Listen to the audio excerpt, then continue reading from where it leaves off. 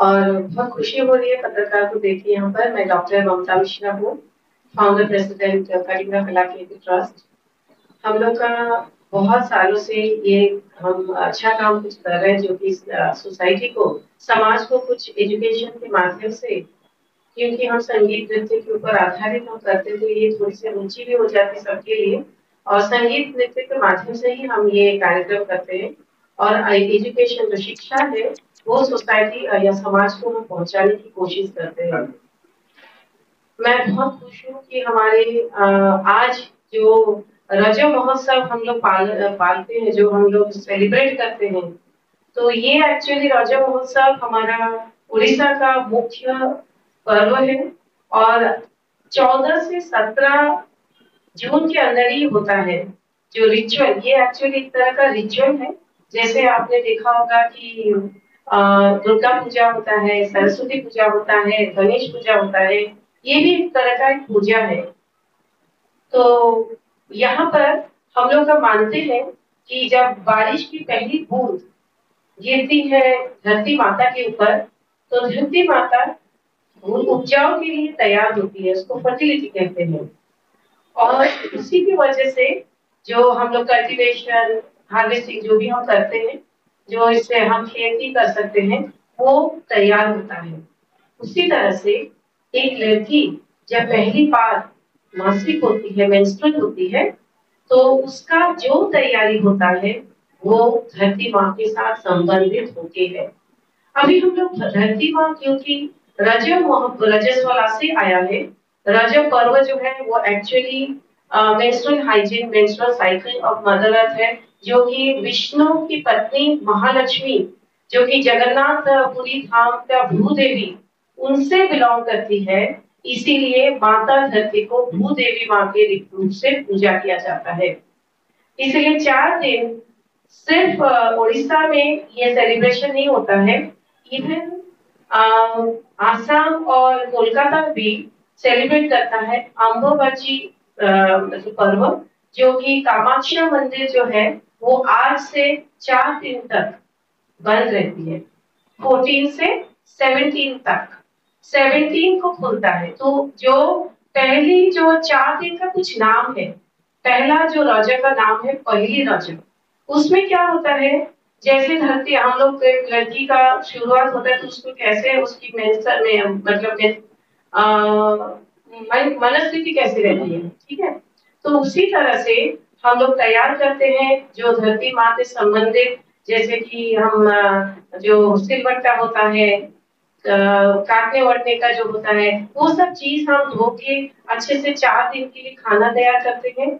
और हम कोई भी उसी से रिलेटेड काम नहीं करते हैं। और हम लोग के यहाँ होता है पोड़ो पिठा, एक प्रकार का व्यंजन है जो बेक किया जाता है। वो उड़द दाल और चावल से, नारियल, गुड़ ऐसे से बनाया जाता है। क्योंकि हम लोग को मान्यता है कि इस समय लड़कियों को पौष्टिक आहार देना बहुत जरूरी है। माता को नहीं हम दे सक जानते नहीं ना, तो हम लड़कियों की माँ के रूप में हम ये पौष्टिक आहार देते हैं। इसीलिए यहाँ पर तरह तरह के व्यंजन होते हैं, जैसे काकेरा, छेना पोड़ो, ऐसे टाइप का जो बेक्ड चीज ज्यादातर होता है, रादर देन सिलवट्टे से पिसा हुआ कोई भी चीज। पहले दिन हो जाता है सिलवट्टे से पैसा पीस के, लेकिन 3 दिन तक कुछ भी नहीं किया जाता, ना काटने का भी नहीं होता है।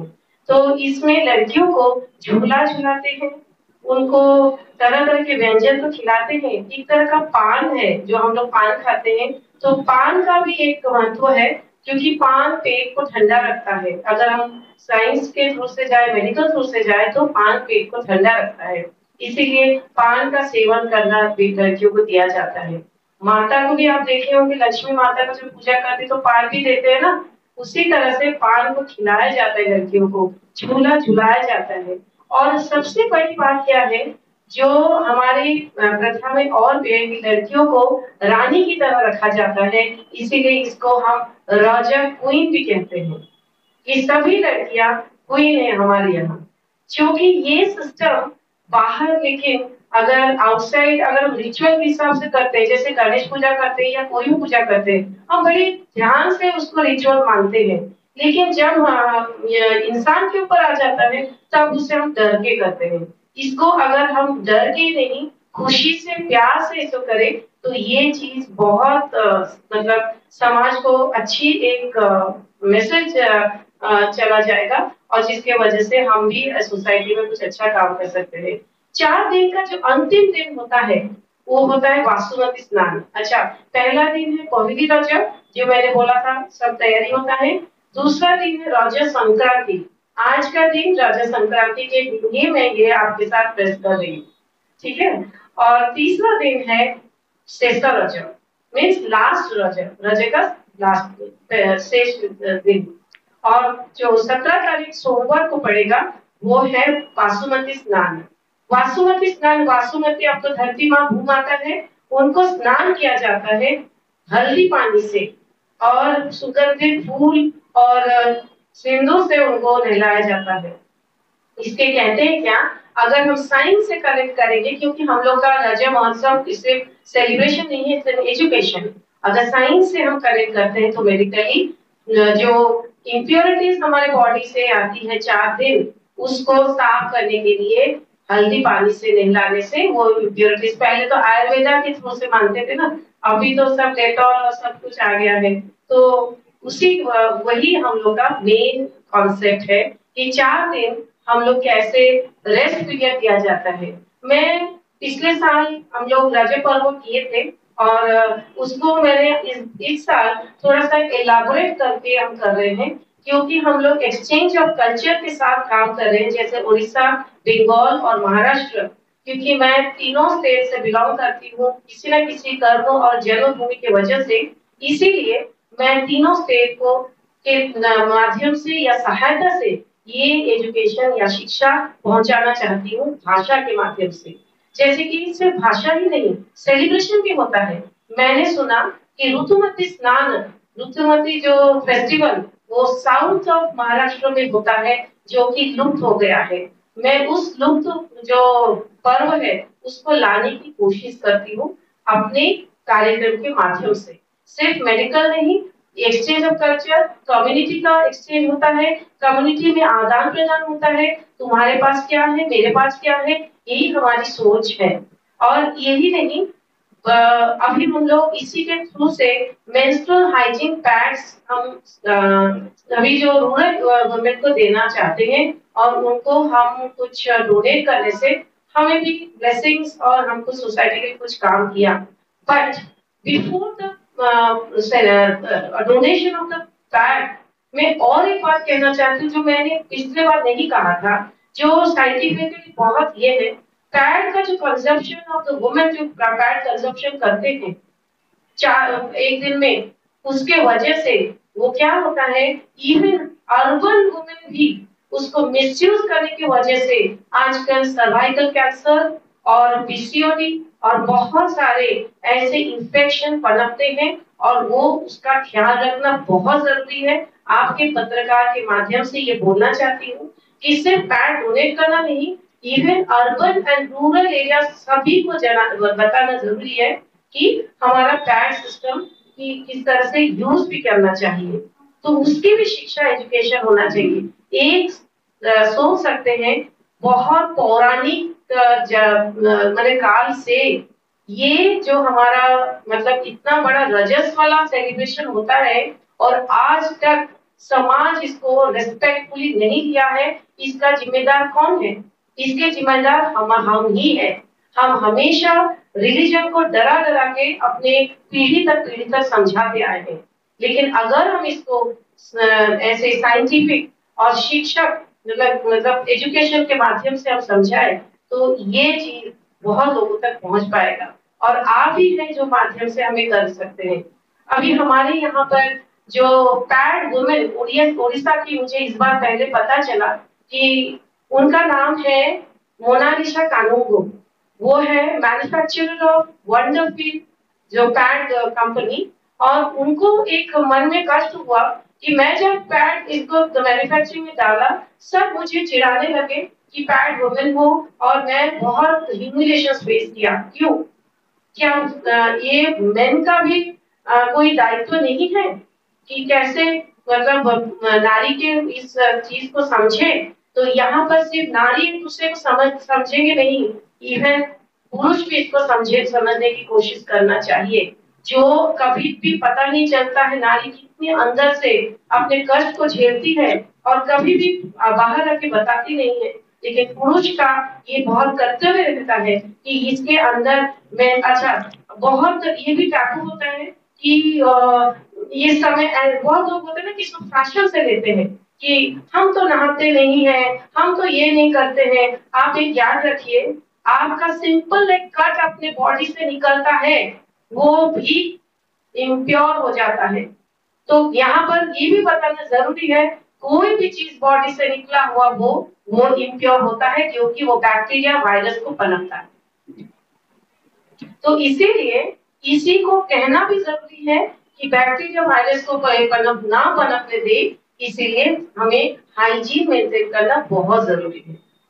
अगर हम खोल के नहीं बोलेंगे, अगर इसको शर्म से बोलेंगे, तो फिर समाज वैसे ही कष्ट में झेलते रहेगा और हॉस्पिटल में डॉक्टर्स यूं ही पेशेंट्स को लाखों लाखों रुपए से ऐसे ये होते रहेंगे। मैं यहाँ पर समाज को पैसा और अपने जो सिस्टम को हाइजीन मेंटेन करने से रोकना चाहती हूँ। और मैं क्लासिकल आर्टिस्ट हूँ, स्पिरिचुअल थेरेपिस्ट हूँ, मैं खुद ही माइक्रोबायोलॉजिस्ट हूँ, इसीलिए मैं ये सबको समझा रही हूँ। क्योंकि मेंटल कंडीशन क्यों बोला जाता है कि 4 दिन रेस्ट करना चाहिए। बहुत लोग पैड पहन के जाते हैं एथलेटिक होने के लिए, पीटी उषा बनने के लिए, लेकिन ये नहीं समझते हैं इंटरनल ऑर्गन्स कितना डैमेज हो रहा है अंदर। इवन अर्बन वुमेन को भी समझना जरूरी है। ज्यादा भी एजुकेटेड होने की वजह से भी बहुत सारा मिसयूज हो रहा है एजुकेशन का। ठीक है, ये जो यहाँ पर मेंटल कंडीशंस भी लड़कियों का बहुत ही होता है, टैंट्रम्स होते हैं, इसलिए उनको 4 दिन शांति से रखा जाता है। पहले इसको भूदेवी के माध्यम से कहा जाता था, क्योंकि माता का ये है। अभी इसी को सबको समझना जरूरी है। आशा करती हूँ ये जो हमारे इस संस्था का जो भी हम प्रयास कर रहे हैं, whatever we are trying to do, we are trying to give the value system through the scientific, yogic, logic and medical way, so that we can save the society, save the women and save anything happening wrong to the society. That's what. इन हमारे जो कलिंगा कला केंद्र जो महोत्सव जो रजत महोत्सव कर रहे हैं, हमारे जो ऑनरेरी चेयरमैन है वो है doctor Sanjeev Patjoshi. He is an IPS officer, director general from Delhi and Kerala cadre. He is our honorary president chairman. Also Biren Sahu, he is a business associate. और हमारे बहुत सारे हम इवन इसी 3 राज्यों को करने के लिए हमने तीनों कल्चरल सेक्रेटरी नियुक्त किया है अभी सॉरी सरोज साहू जी जो कि उड़ीसा डिपार्टमेंट को हैंडल कर रहे हैं, और प्रियंका बोस बंगाल है तो हैंडल कर रही है बंगाली कल्चरल ग्रुप को, और मंजूषा रवि भास्कर वो कर रही है मराठी कल्चरल ग्रुप को। तो ये मैं और भी आप लोग कुछ पूछना चाहते तो पूछ सकते हैं। मैं ओवर कर रही हूँ निक्षिता को। Good afternoon. मैं आप सभी को इनवाइट करना चाहती हूँ हमारा रजत महोत्सव में जो होने वाला है बाल गंधर्व रंग मंदिर शिवाजी नगर में 21 जून 21 जून को 4 बजे से लेके 8 बजे तक। हाँ, आपका सभी का प्रेजेंस काफी जरूरी है। ये महोत्सव सबके कानों में गूंजना चाहिए कि ऐसा कुछ हो रहा है हमारी सोसाइटी में जो औरतों के लिए कर रहे हैं, हम कल्चर के लिए भी काम कर रहे हैं। तीनों कल्चर का मिलन हो रहा है यहाँ पे, ओडिशा, बंगाल और महाराष्ट्र का। हम चाहते हैं कि सब देखें कि जो फेस्टिवल कभी हम पहले कभी नहीं देखते, हम सब फेमस वाले फेस्टिवल जानते हैं। गणेश पूजा होता है, अपना होली होता है, पर ये कोई जानता नहीं है। हम चाहते हैं कि एजुकेशन के माध्यम से सब जाने एंड हमारे साथ हर हर साल मनाते ही रहे। Thank you. निक्षिता हमारी फाउंडर मेंबर है and also taking care of the digital and marketing जो है हमारा। तो इसलिए अभी आगे अगर कुछ जानने की जरूरत होगा तो उससे आप कांटेक्ट कर लीजिएगा। एंड वी रियली हम लोग इनवाइट करना चाहते हैं आप सभी को, क्योंकि आप ही हैं जो कि समाज तक पहुंचाने का काम करते हैं। मैं लोकनाथ सारेंगी को दूंगी जो कि एडवाइजर हमारे ट्रस्ट की है, and he will talk something about and how he can invite you. नमस्कार। मैंने महाराष्ट्र में करीब 29 ईयर्स से हूँ, डिफरेंट सिटीज में, नासिक, देन ठाणे, देन पुणे, और महाराष्ट्र अभी हमारा घर है। माइक थोड़ा ऊपर पकड़े सर। महाराष्ट्र अभी हमारा घर है, हम पुनेरी मानुस है।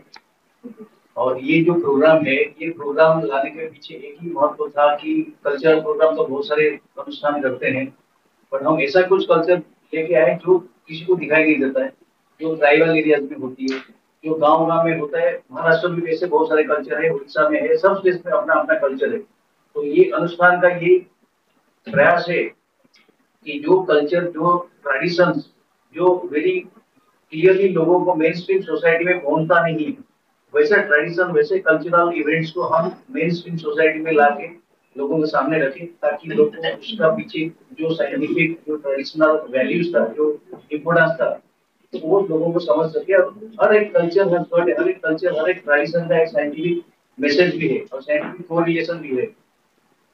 सो कलिंग कला के अंदर का वही महत्व है। कलिंग कला के अंदर does not spend time in celebrating Holi, celebrating Dussehra, celebrating other well known programs. We want to focus our efforts in niche programs which is not known to many people. Similarly, Karuna madam का सहायता से हम ये करने वाले हैं कि कहानी में जो लोक नृत्य होता है उसको हम उड़ीसा लेके जाने वाले हैं। तो there will be a cultural exchange. Orissa का कुछ प्रोग्राम इधर आएगा, यहाँ पे बहुत सारे प्रोग्राम जो उड़ीसा लोगों को पता नहीं है, ईस्टर्न स्टेट में पता नहीं है, हम वहाँ पे लेके जाएंगे। ये भी हमारा प्लान है। उसके लिए हम गवर्नमेंट ऑफ कल्चर महाराष्ट्र के साथ ही बात कर रहे हैं। There is an institute called tribal research and training institute in Pune, near Kalyani Nagar. उसका जो डायरेक्टर है डॉक्टर चंचला पाटिल, वो भी हमको इस काम में बहुत सहायता कर रही है कि दोनों स्टेट का जो ट्राइबल आर्ट एंड कल्चर है उसको कैसे हम एक्सचेंज किया जाए। तो उसके लिए भी हम गवर्नमेंट का सहायता मिल रहा है, लास्ट ईयर भी मिला था, इस साल भी हम वो सहायता ले रहे हैं।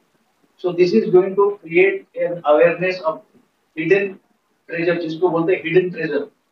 वैसे जो hidden culture है, जो लोगों को पता नहीं है, जो लाइमलाइट में नहीं आ रहा है, जिसका कमर्शियल इंपोर्टेंस लोगों को पता नहीं है। बॉलीवुड मूवी होगा तो सब लोग जाते हैं, टिकट करके चल जाते हैं, किसी प्रोग्राम के लिए कोई नहीं आता।